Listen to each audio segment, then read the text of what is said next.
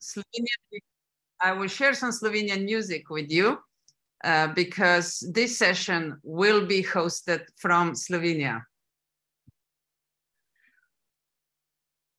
And I've learned that I have to do a certain switch, yes.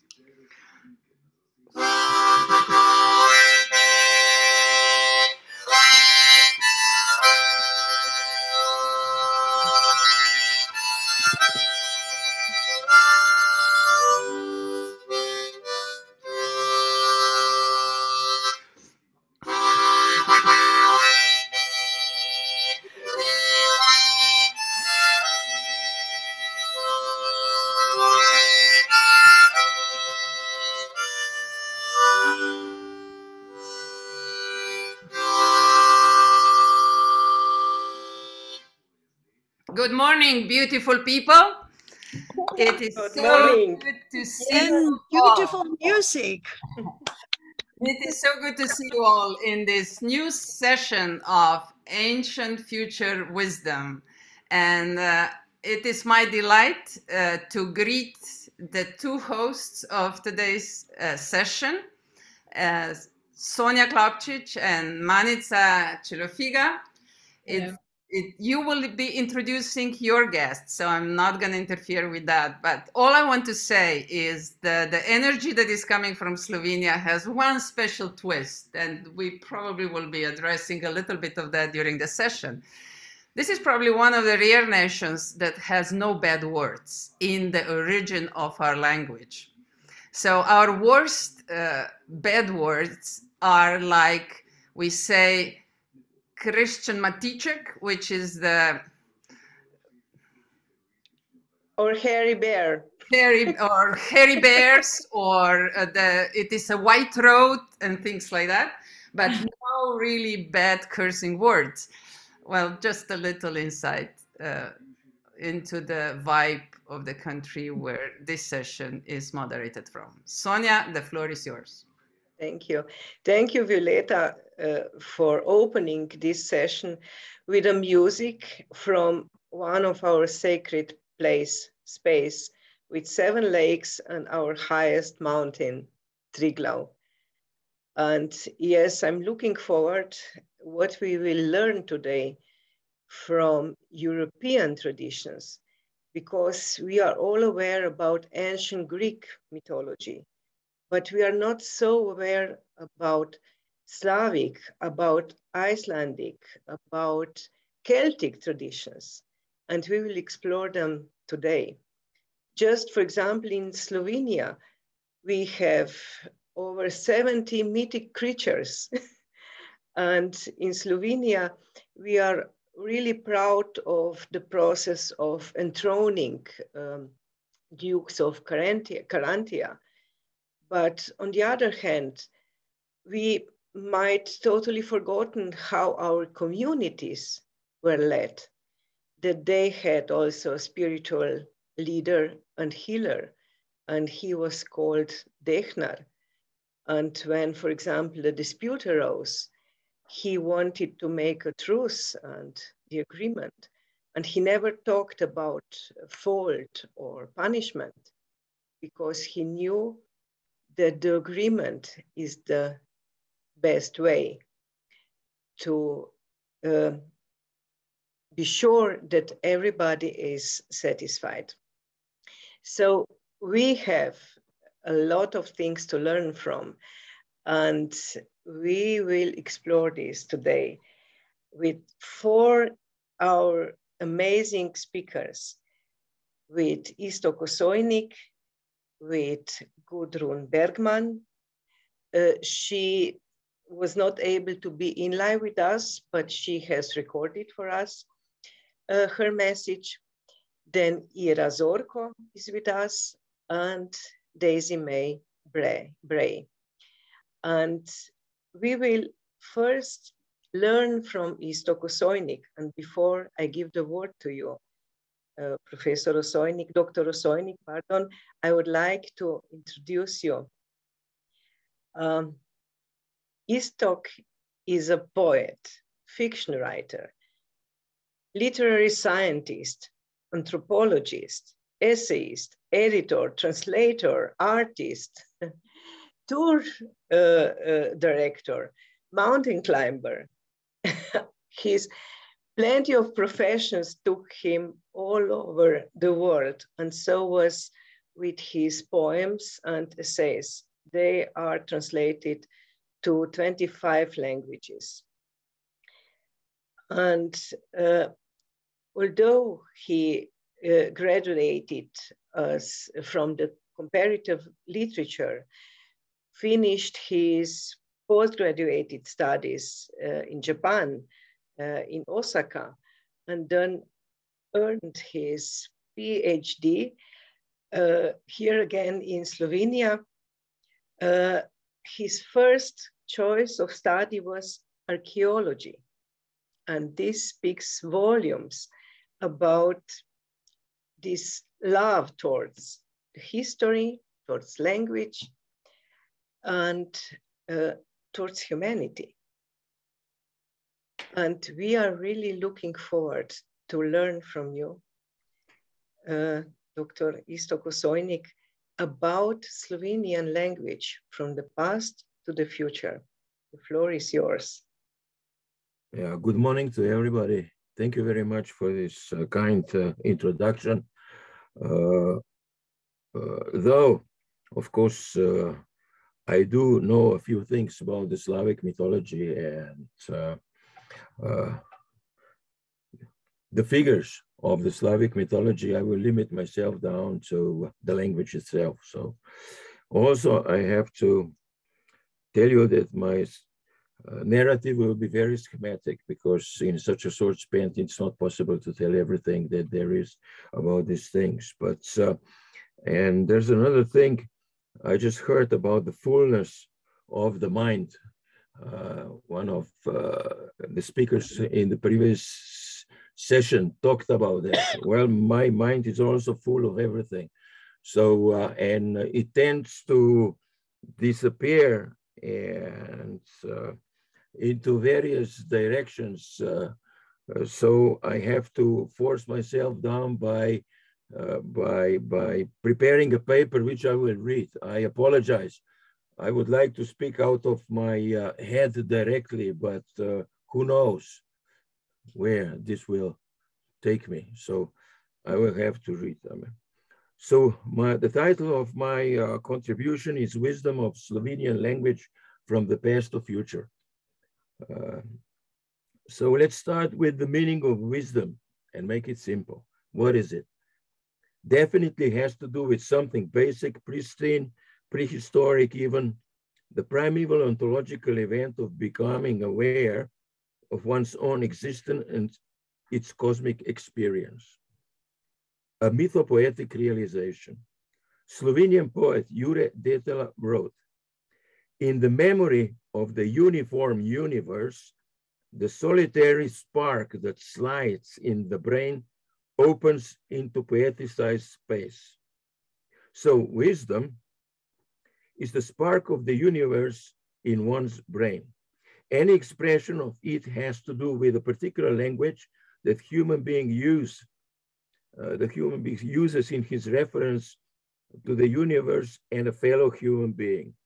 That particular language, in my case, is my mother tongue, the Slovenian.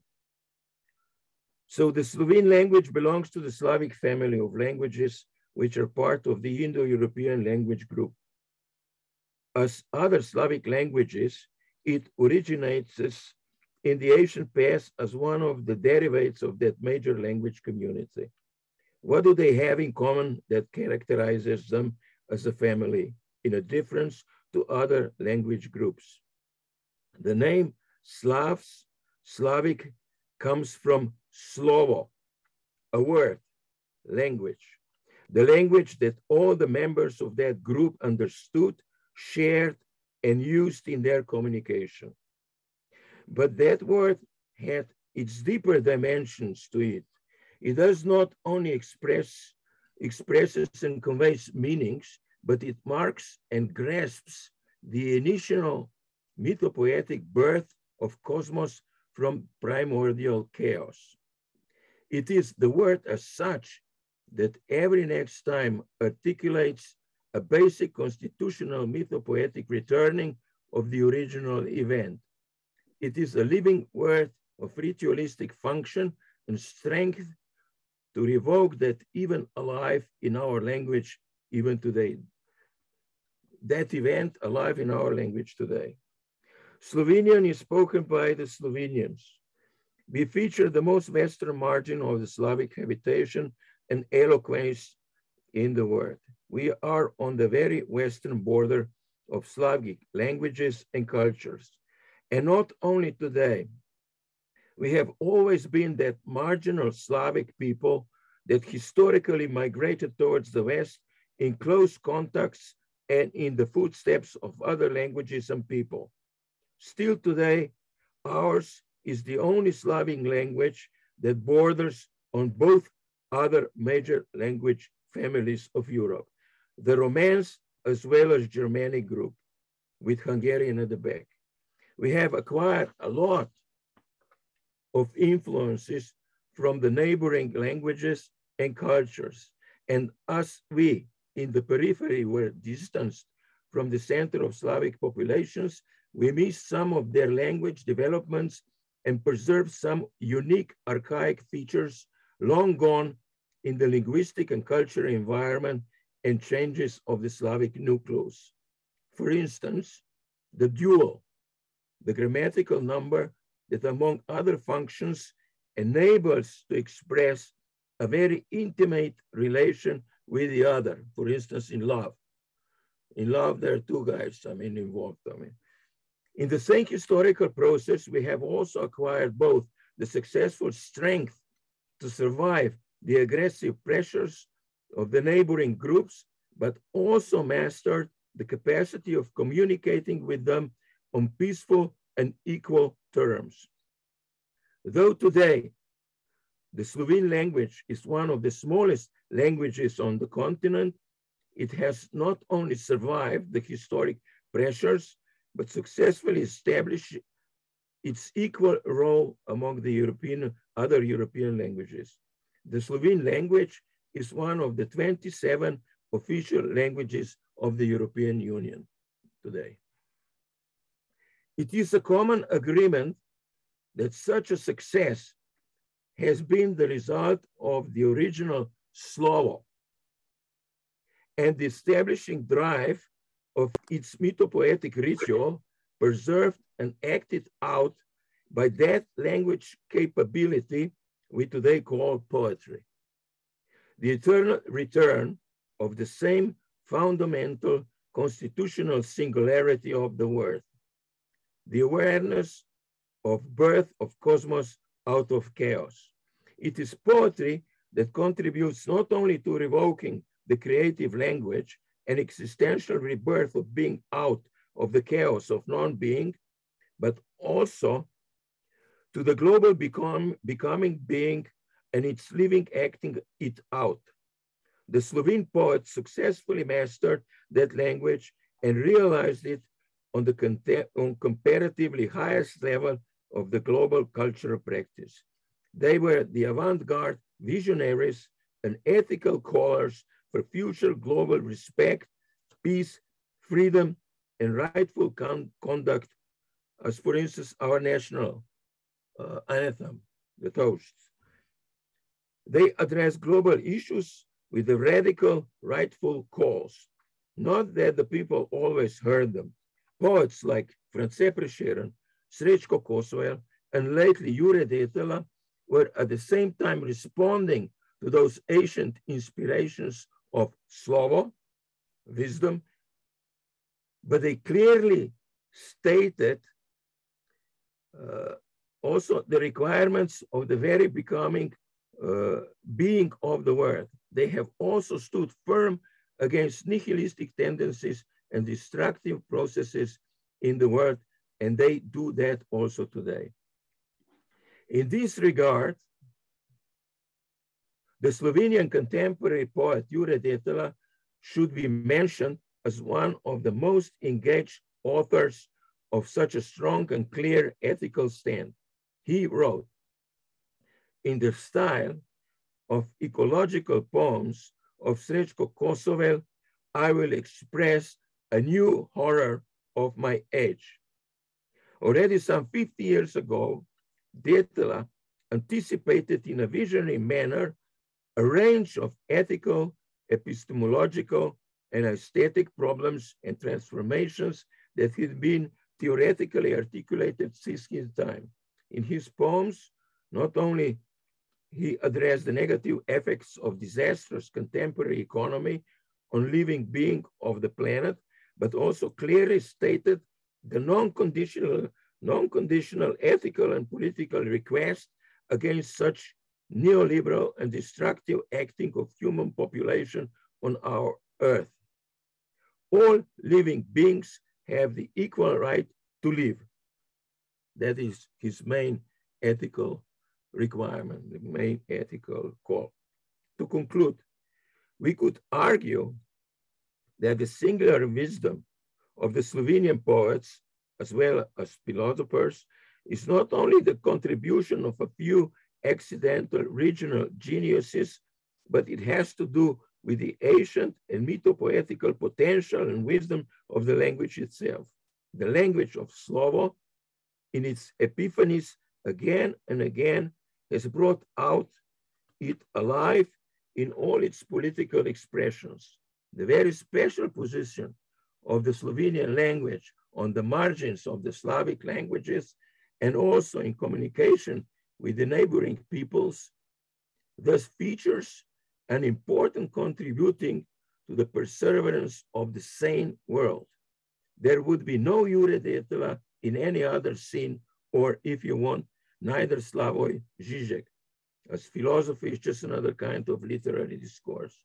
It has been the Slovene language and its particular location on the crossroads of the living map of the contemporary languages and cultures that has been and still is preserving the living wisdom in the global world.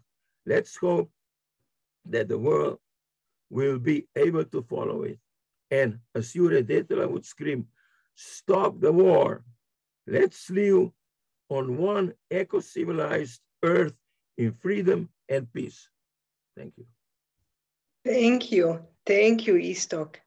Yes, living language as the barrier of all the wisdom, and wisdom as the spark of the universe in our brain, and poetry as a kind of syntropy to clarify the chaos.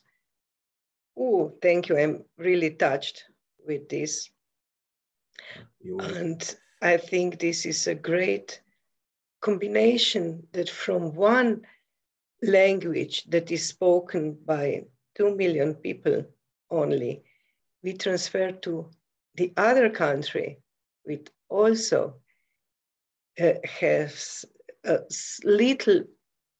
small number of people that are speaking their language. So Manica, please, would you? Yes, thank you. Thank you, Sonja. Thank you, Iztok. So our next speaker is Gudrun Bergman. She's an author of 20 books published in Iceland and few other countries. She's also a health and lifestyle coach and has been teaching self-empowering workshops since 1990. In 1989, she opened the first metaphysical bookstore, Better Life, and in 1995 formed the first sustainable community along with her husband and 5 other people. Her parents taught her at her early age to honor and respect nature and Mother Earth. She has always been interested in the history of her nation, the way the first settlers lived and how they survive in new surroundings. Their honoring of spirits and energy in everything has fascinated her and led her many years ago to writing a book in design, divination cards called the Viking cards, which sold out a long time ago. So yes, this is our Gudrun Bergman and we have her video. Now, I don't have permission. I will share it. Okay, perfect. Thank you. Hi, everyone. My name is Gudrun and I'm from Iceland.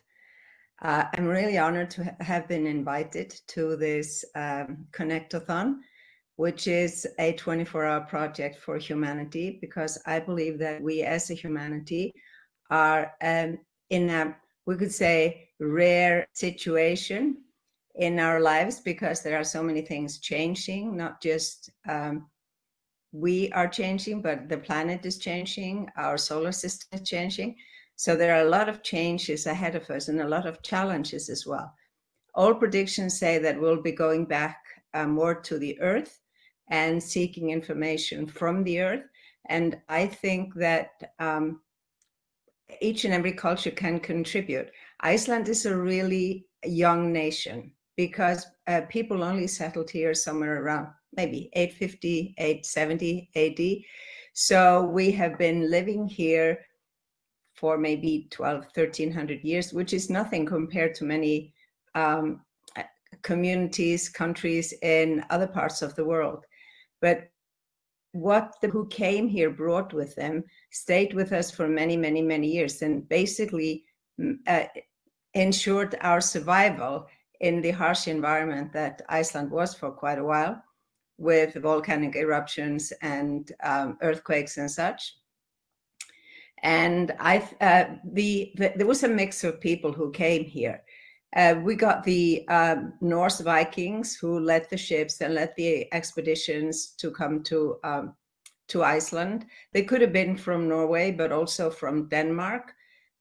Most of them were from Norway, though, especially the men. But the women were from Ireland. So there's a lot of Celtic DNA in the women. 70% of the DNA in women in Iceland can be traced back to the Celts. So those were the two most influential ones, but there were also Sami people that came here, and people from the northern part of what we now know as Russia.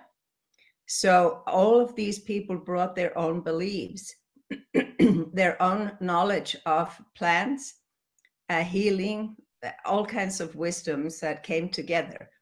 And so from that sprung who and what we are today.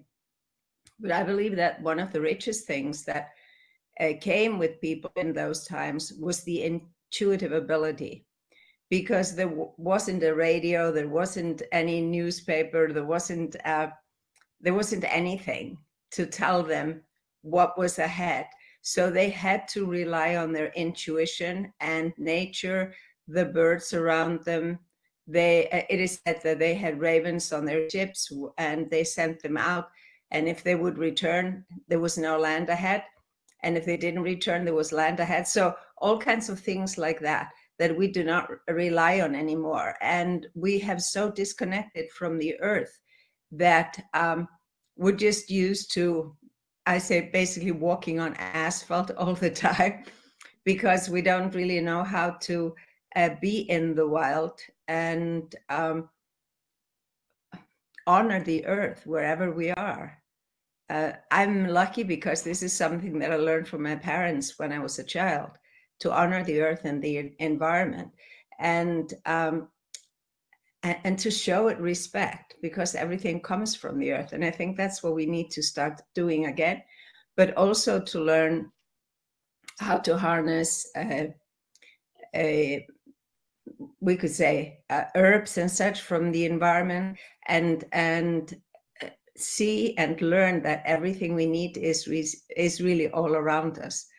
The original establishment of Iceland was that we were pagan back in those days, or the settlers were pagan, and they established themselves in what they called 36 goðar, which meant that each chieftain was a goði, or a head connector to the spirit world and the pagan gods.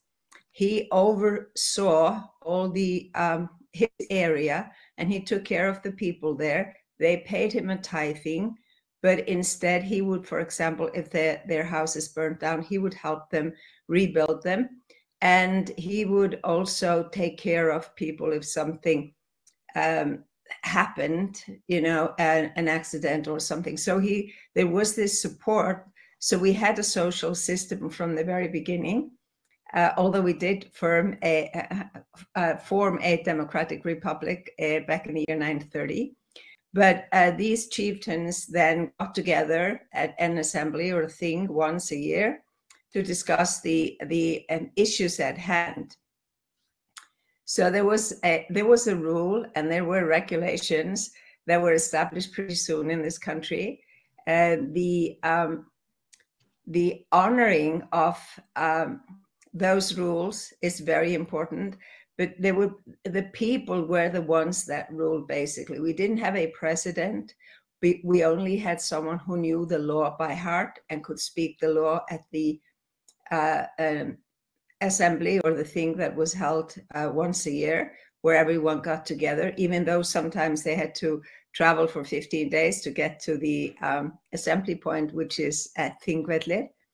And 𝐂𝐬𝐬𝐻𝕠𝐿 is in a rift valley. So there's a lot of energy being emitted from the inner earth in a place like 𝐂𝐬𝐬𝐻𝕠𝐿. So to me, it's one of the most sacred points of Iceland, or places of Iceland. So they would meet there, and all things were settled. Of course, this was in a time when there were also arranged marriages. So that was what took place back in those days. Today, everyone wants to be sovereign, I think. But we need to claim our sovereignty. And we need to do that by being willing to take the responsibility that comes with sovereignty. Because if we want to govern ourselves, we need to take full responsibility for who we are and how we behave in the world we live in.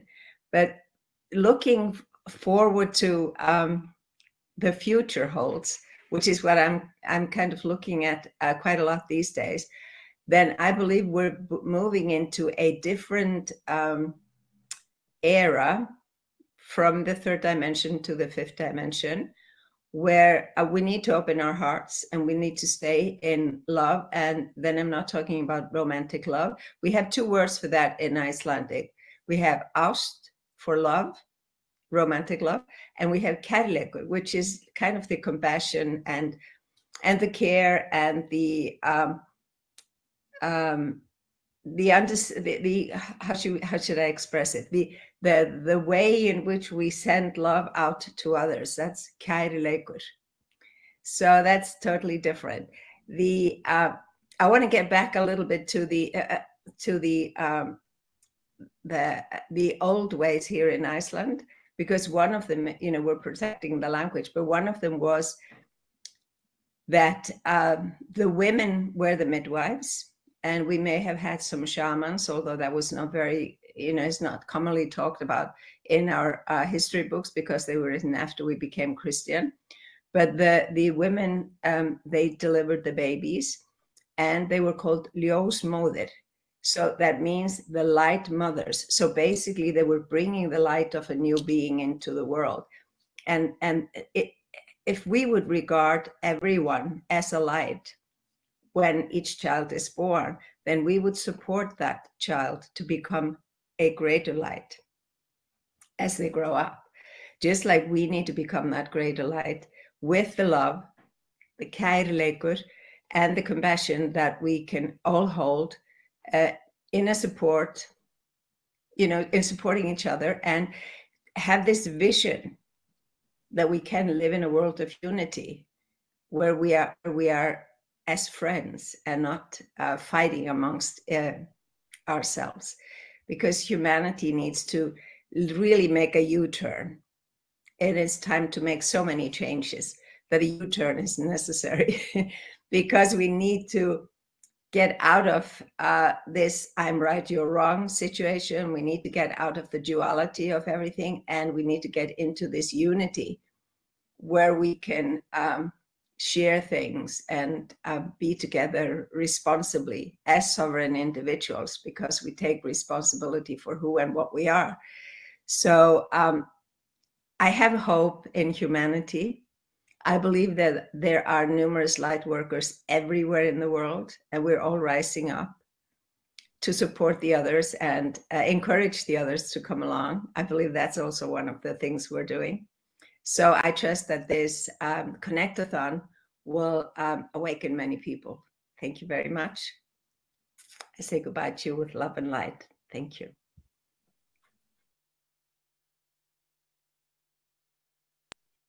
Oh, that was beautiful.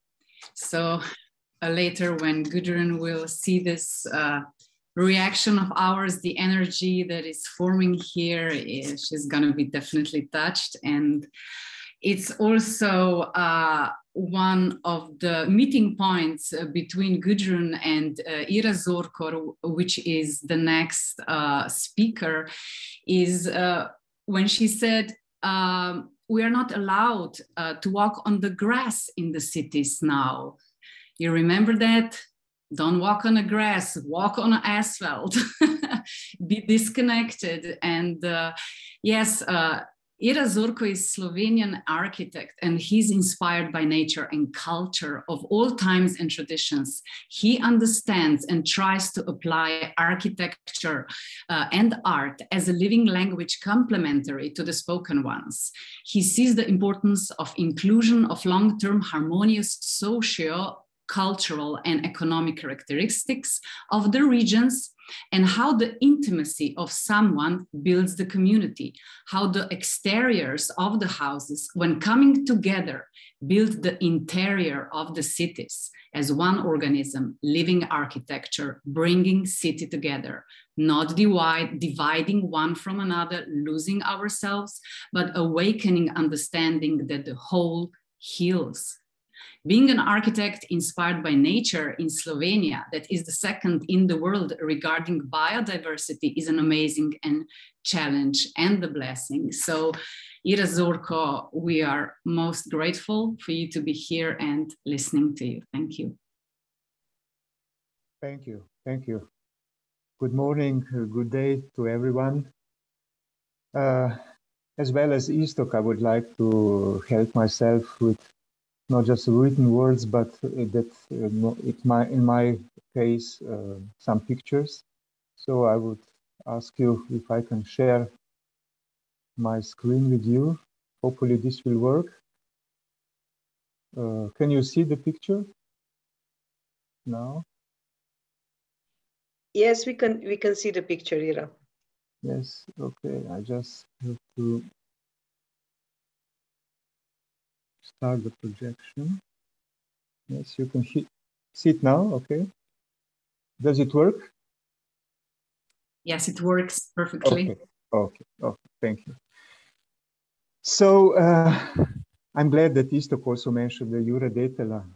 Jure Detela was also trying to make a diploma out of the Plečnik works, and this is a view of one of the staircases Jožef Plečnik, an architect of Slovenia, made on the marsh, on the plateau, in the landscape near to my native town, Ljubljana, towering the view, the vista, a long vista over the horizon to the mountain, which is lifting up at the horizon.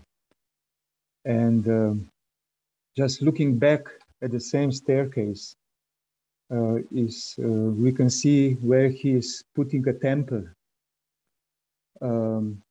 It was an architect who involved the poetic language of architecture and trying to interweave all the languages spoken from the previous cultures in the language which is understandable, and it's very Slovene or Slavic, but at the same time as architecture is speaking to everyone.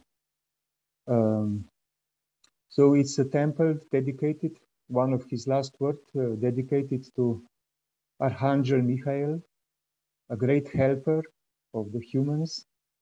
So the whole church is shaped as a scale, as a balance, and there is a church above and the dwelling for the everyday life below the same building. And during his life, he puts a lot of marks and small gestures in the fabric of the city of Ljubljana, an ancient city, making to balance the already existing elements in the space with the addition of some new one, sometimes putting them quite strangely in order to evoke an awareness from our side. So when moving forward, we are looking on the left what this small pillar is doing there on the wall.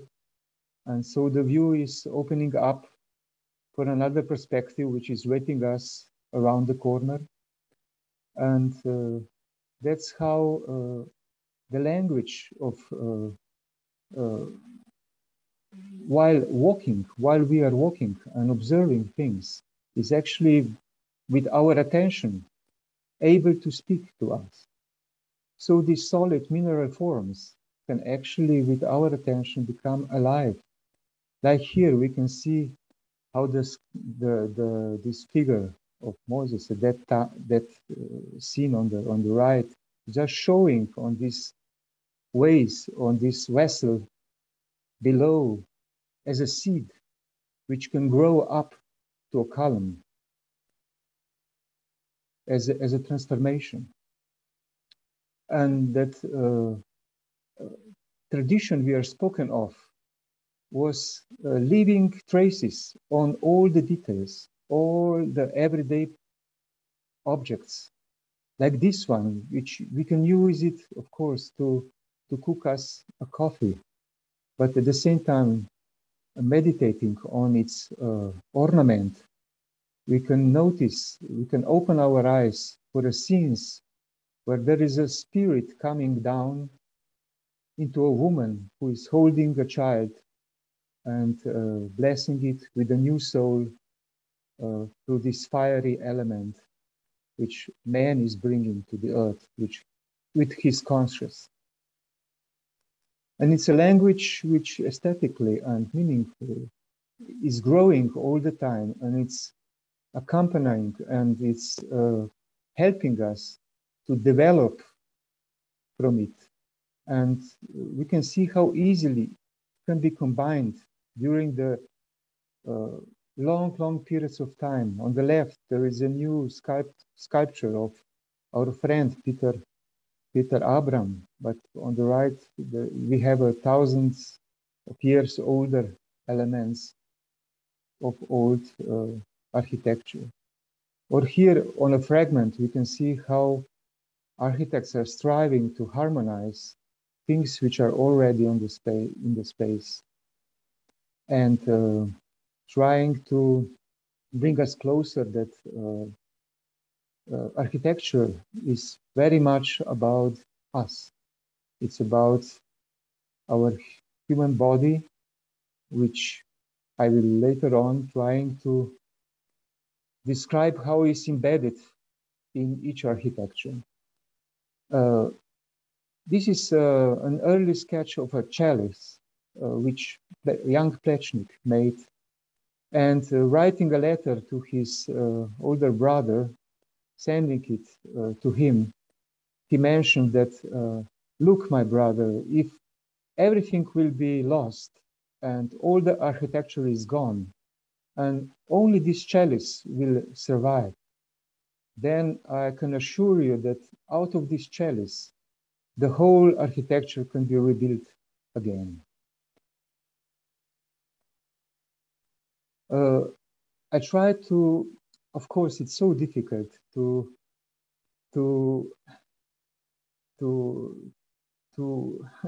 dive into this vast wisdom of architecture through the time, but I would like to, for all of us to pay attention to something which in the late 19th century, Gottfried Semper, when he was looking for what is this perennial, what is this timeless in the architecture which addresses us all the time, he found out through the studies of old India architecture, or Persia, or Egypt, or old Greek architecture, up to our day, that there are 4 elements of architecture which are accompanying the buildings which are called architecture, all of these periods. And this is the mound, the roof, the enclosure and the heart.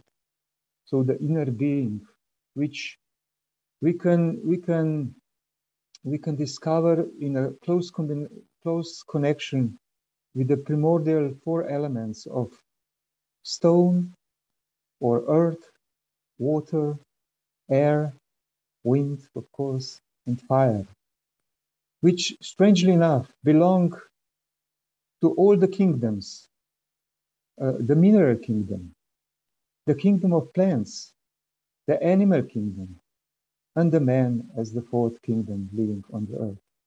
And if I'm trying to develop this idea further on, I can show you on this building particularly, it's another Plečnik's work where he beautifully intervened all those four elements in the wholeness.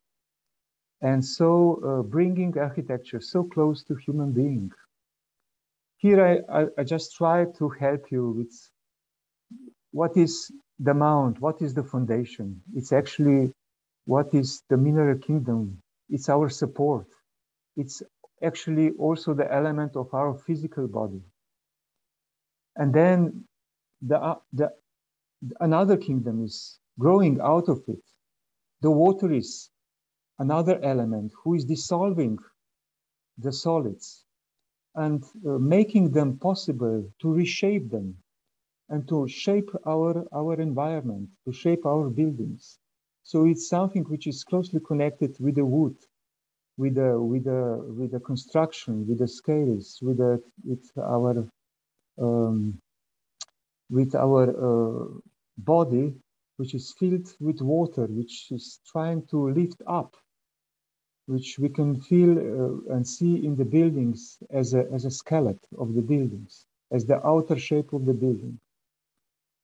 And then going up to another kingdom, the animal kingdom, where the earth and the water are already there, but then the air is coming and the inner place is coming. So already in the flowers, we can, in the seed of the flower or the flower of the flowers, we can see how the nature is already building its inner space. But this inner space comes to the full being through the air, which is enlightening this inner space of the animals. And there is a moving which is added to growing. And later on the fourth kingdom of a man, the fire is coming on, the conscious, the possibility of thinking. And what is important to establish is that the man itself is everything together. I mean, it's not a division. He's closely connected. His part of his bodies are embedded in earth, in water. I mean, there's the vital body, so-called the etherical body, who are giving shape to our bodies and has the same substance as our oceans.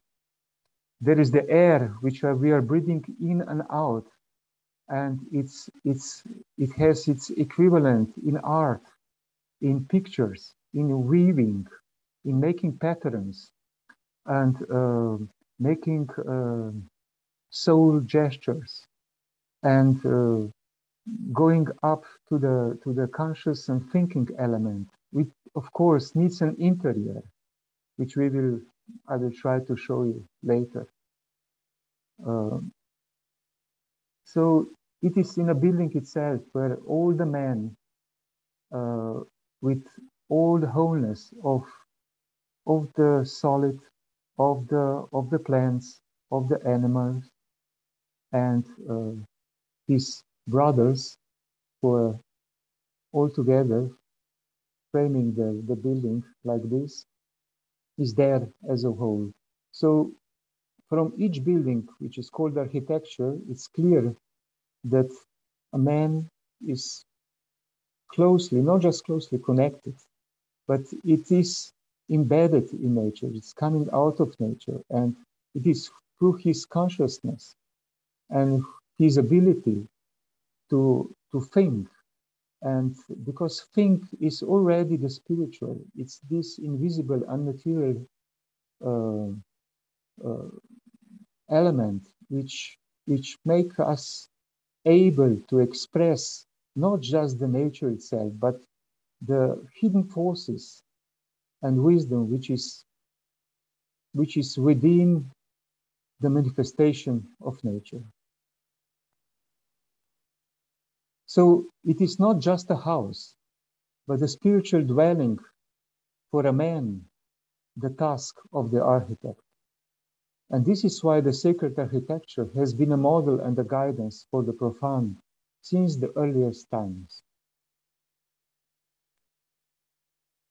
And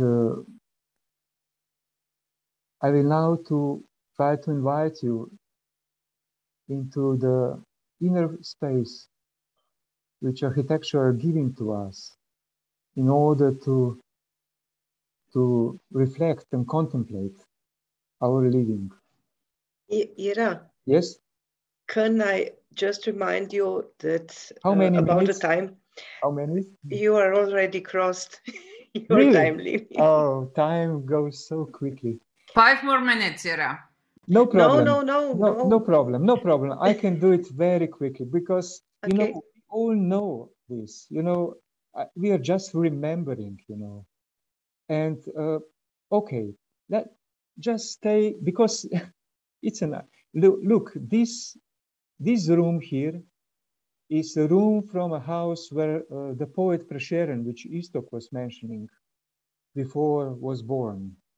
And it's amazing that actually it's the house which is so typical, it's archetypical, I mean, for all the old dwellings of Slovenians.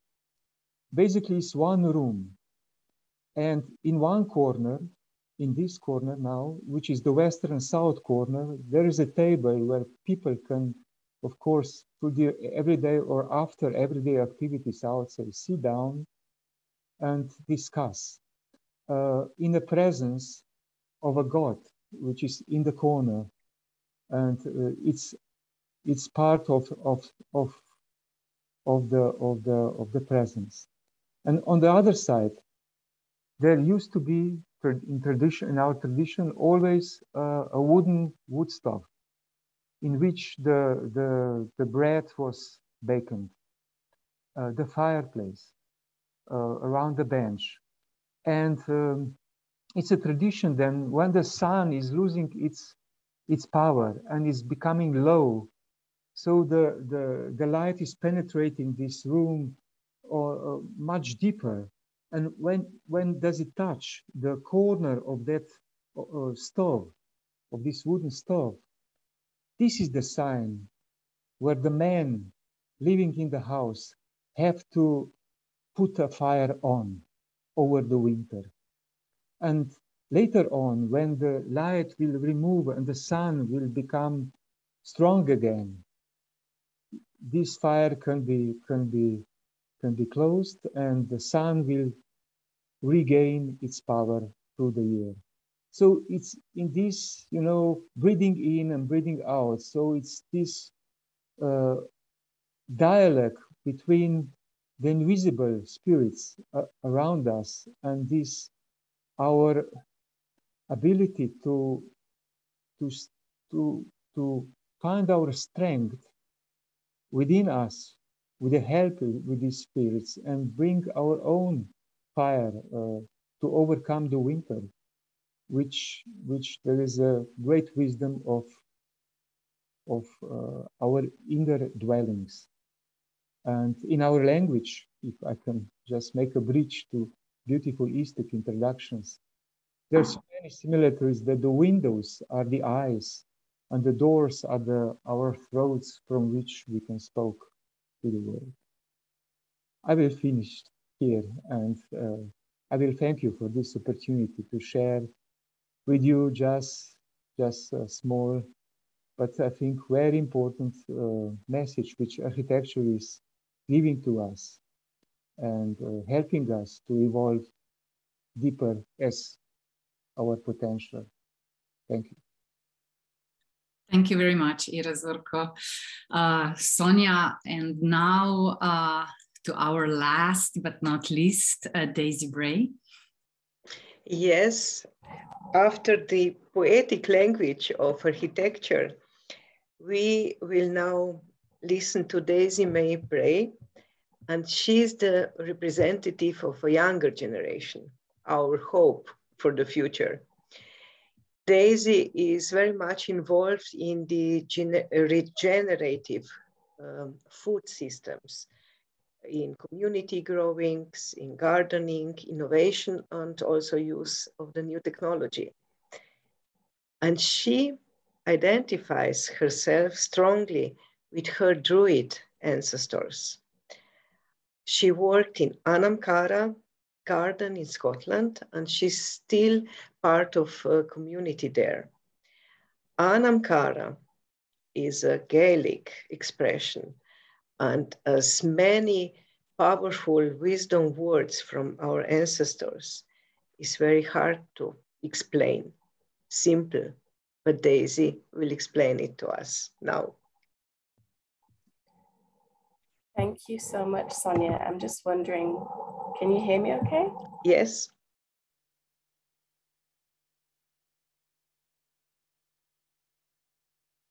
We can hear you, Daisy, but now you froze. Yes. Okay.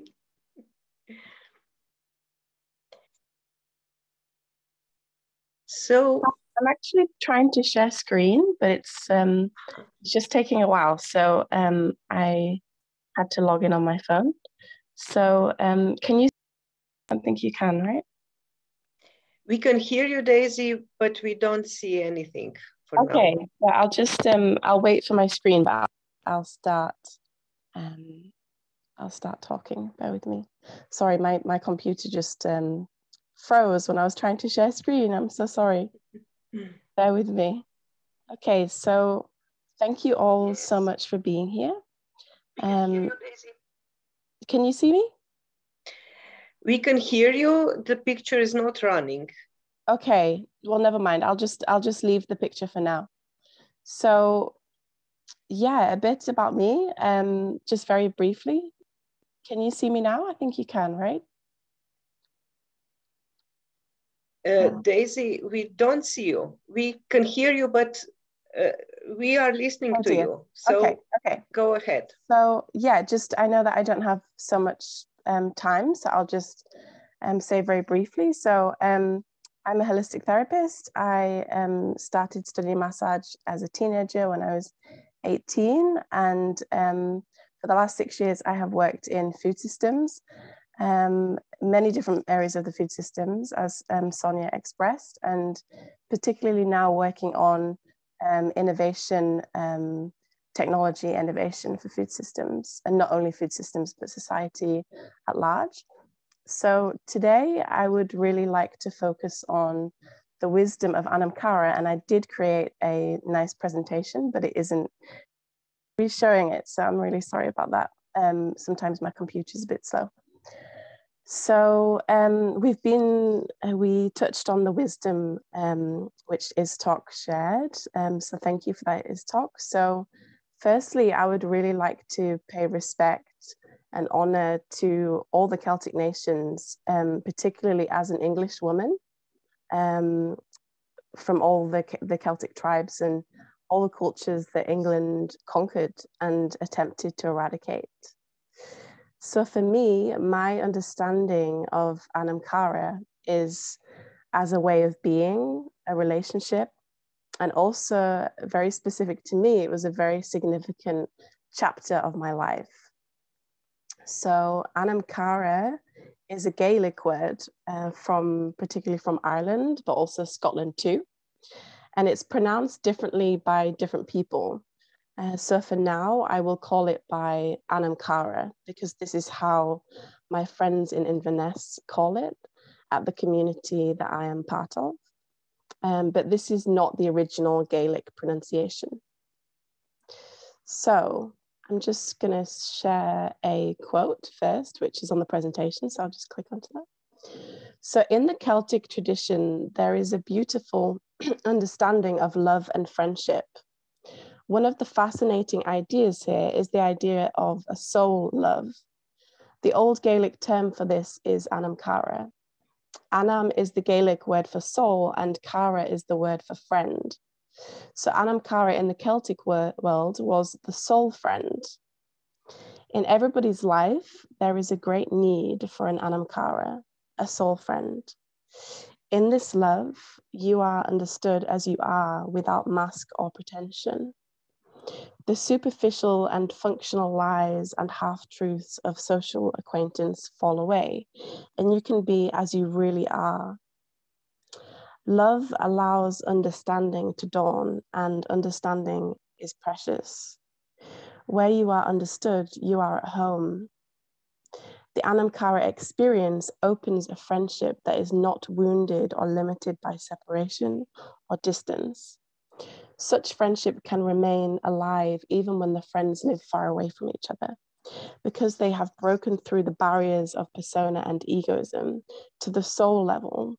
The unity of their souls is not easily severed. When the soul is awakened, physical space is transfigured. Even across the distance, two friends can stay attuned to each other and continue to sense the flow of each other's lives.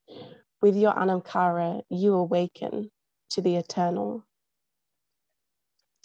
So that is from one of my favorite books, Anam Cara by John O'Donoghue, The Spiritual Wisdom from the Celtic World.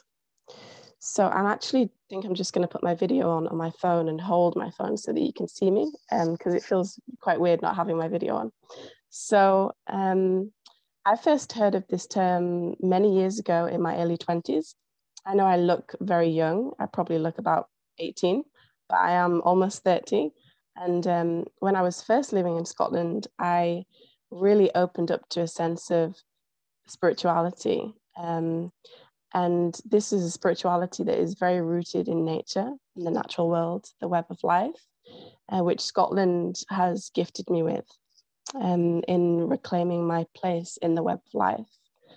I really resonated and have always resonated with this term as it explained the connections that I was experiencing since I opened up to a more nature-based spiritual path here in Scotland. Now, before I was in Scotland, I was still on more of a spiritual path, but it was more, I would say, kind of higher wisdoms and more kind of Asian traditions, which I very much value. But Scotland really opened me up to this very kind of primal, ancestral spirituality. So I've met many people in Britain and also across the world, particularly people who are living in countries that were colonized by the UK, who feel a deep connection to the wisdom of Anam Cara. So my experience with this ancient wisdom from the people of the British Isles is that it guides us to a deeper way of being, a more connected way and experience of life. And this is something that particularly in England, where I'm from, people have really lost connection to, which to me is a real huge shame, because even in England, our ancestors were Druids. And I know mine were, and particularly in the north of England and also the south of England too, we have lots of areas that are known to be Druid areas. And so much of the connection has been lost through, losing connection to our ancestral ways of knowing and understanding life. And our Druid and Celtic ancestors in the UK were deeply connected to nature, and that was their spirituality. They knew the language of the rocks and the trees and the rivers, and they were in deep relationship with each other. So I did have in the presentation some words associated with the Celtic lens and the Celtic tribes, but I'll just leave that for now. So now I would really like to share with you a story, and it's very early here, so please bear with me. It's 7 a.m. and I was up till 1 a.m. and I've been up most of the week, so I'm not my most articulate self, so please be patient with me. And I'll... Daisy, before you go on, I would like just to check with Violeta and Ramit. time. If we are allowed to prolong this session, because otherwise we need to close this session now. Yes, we're floating into the next session, just transitioning, because the next session is a wrap-up of all the sessions on the ancient future wisdom. So please, Daisy, finish, and we will just continue without stopping the recording. So we'll just join both sessions in one recording. Please go ahead. Okay, should I tell the story or should I just finish? No, now? Go ahead. Okay, I'll be as quick as I can. So 2 years ago, one of my dearest friends from the south of England came to visit me in the Highlands of Scotland. And she was visiting a retreat center called 𝐴𝐻𝐻𝐻𝐻. And I'd been living on and off in Inverness for many years, and I'd never visited this retreat center.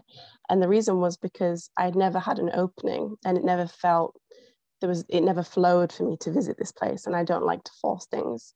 So she was visiting there and she invited me. And so I went there and I spent some time in the garden, and I was offered an opportunity to tend the garden, to work there. To volunteer there, but regularly to spend time there. And so I began tending the garden there, and this was during COVID, and it was a very intense time for everybody. I was stuck in the Highlands. I couldn't go see my family, and I was very dependent on only a handful of friends, and it was quite a lonely time for me. And so 3 years prior to that, when I first moved to the Highlands, I was introduced to a really good friend who I had a very spiritual connection with. His name was Phil. And he was kind of like a father figure to me in the Highlands. He introduced me to some very important people. He was a spiritual healer, a guide, a woodworker, and a very beautiful human. He always looked out for me. He knew so much about nature, particularly trees, as he had an affinity with wood. And in a past life, I really think he must have been some father figure to me. So during the winter and spring of 2020, 2021, last year, we were still going through the lockdowns. And whenever we had periods of cutting down restrictions, Phil and I would meet for a coffee and talk about a compost project, which he was helping me create with a wooden compost box that he built for me. Now, during these meetings, we would go to coffee shops in Inverness. And there were a few times where we would always see a man in the places that we went for coffee. This man and I would always smile at each other and say hello, but we didn't know each other. Then one day when I was alone, we bumped into each other and he spoke to me. He said hello to me. And it was one of those experiences where somebody just feels so familiar. We began chatting and we got on so well, and soon realized that we had so much in common and so many synchronicities and different threads of connection. We spoke for hours. And then he asked me if I'd ever been to 𝐴𝐻𝐻𝐻𝐻. And I said, I work in the garden there, and I have done since last summer, and it's a beautiful place. And he told me that his mum is the founder of 𝐴𝐻𝐻𝐻𝐻. She was one of the founders and still today the manager of the retreat center. I couldn't believe it. And it sounds like a love story, doesn't it? But it's not. And our connection was very platonic and we were just friends, but it was very deep. And then a few months later, I was looking for somewhere else to live because I needed to leave the temporary accommodation that I was living in. And the same week, his housemates moved out of his house. And so he asked me to move in with him. And so through my time living with him, we had a very beautiful and intimate friendship. And we really saw each other, accepted each other, and he became one of my best friends. And then finally, a few months later, it was summer 2021, and lockdown was finally over, and I went back to England to reunite with my family for 1 month. Phil, my friend, he was one of the last person that I saw in Inverness before I left to go to England. We went to an old Druid glen together, and then I spent 1 month in the south of England. when I was coming back to England, I received devastating news that my soul friend Phil had died. And with this, he really gave me and many of his friends the gift of understanding that death is not the end of somebody's spirit. It was so powerful for me because his presence was so strong, even though he was not here anymore. He was so alive, his spirit remained. And this is something that all of his friends also said. He really, in some way, was not dead. And it helped me to understand that when we have this spiritual connection to somebody, we are always with each other. As I was on my way back to Inverness just a few days later after hearing the news, I spoke with my housemate Martin, who told me he wasn't feeling very well, but that he just thought he was tired. I asked him to do a COVID test before I got back, and he told me he was just overworked and it was nothing to worry about. He picked me up from the station and he really wanted to be there for me and support me, knowing that I was so devastated at losing my friend. So when I got to Inverness and met Martin, it was clear to me that he was really not very well. And he wasn't just tired, but he didn't want to let me down in not picking me up. And I thought to myself, you know, if I'd have known how ill he was, I probably would not have come back because I didn't want to risk getting sick or getting COVID. And so when we went back home, he did a test and he had COVID. So in that moment, yeah. Daisy, it's time to wrap up. I know. I'm sorry. I know, I'm almost at the end of the story. Okay. Maybe I could share in the chat the end of the story. No, go ahead, Daisy, go ahead. To finish? Okay, I'm very, very nearly at the end. So in that moment, I really wanted to get angry at him, and I felt justified in this anger because I didn't feel like I had a choice. I felt very frustrated, and in a selfish way, I didn't want to spend time in COVID. I didn't want to have to take care of him. I wanted to go to work. I'd already taken a month off work. I was very upset about it. And in that moment, I had a choice whether to be there for him and support him, or whether to choose just myself and to be selfish. And I sat with it and I thought, he really needs me. And in that moment, I was really tested on my connection to something bigger than me. I was really tested on faith. And so I stayed. And I'm so glad that I did, because after 10 days, he was not getting any better. And on the 11th day, he was taken to hospital with pneumonia. He was critically ill and he almost died. And through that time, my whole life became about caring for him, praying for him. And I had to really drop any selfish stories that I had around how it affected me. And so he got better and he made it through. And I'm so grateful to him for teaching me to always choose connection, even when we feel self-righteous or angry or upset. And my friendship with him really tested me on the spirit of Anam Cara.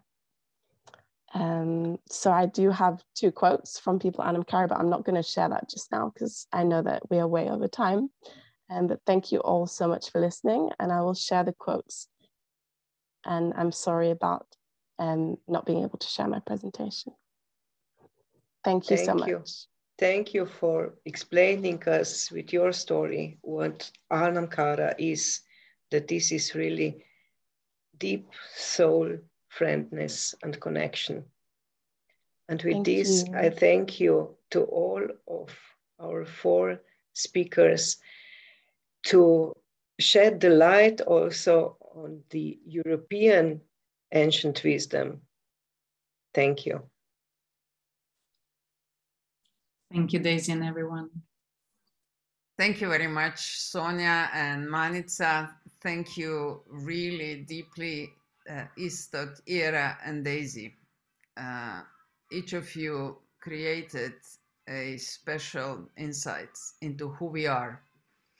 And I was so touched also by all the connections that were going on in the chat and seeing how we actually have very common essential roots all around the world, because people were tapping into what our speakers were sharing with us. And I think that's the purpose of Connectathon. That's the only way that we get aware, and that this awareness of who we as humans are can grow, is to talk to each other, is to really share deeply what our essence are. And I do believe that that is the foundation of a new global civilization that can reinvent the connection and relationship with this beautiful planet Earth. So thank you very much to all of you. You created a very special moment. Ramit, I would ask you to cease this session anyway, and we'll start a new one right after, just that we have a separate recording. Thank you.